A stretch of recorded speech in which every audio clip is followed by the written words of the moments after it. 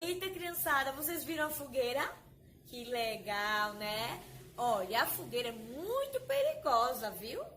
Costuma-se acender ela nas noites de São João. Mas como na música dizia, pula fogueira, ioiô, pula fogueira, iaiá. Mas tem que ter cuidado para não se queimar. Nada de pular fogueira, que tia tava brincando, viu? A música é de brincadeirinha. Então, falando em fogueira, que tal vocês fazerem um bonito colorido na atividade que tia mandou para vocês?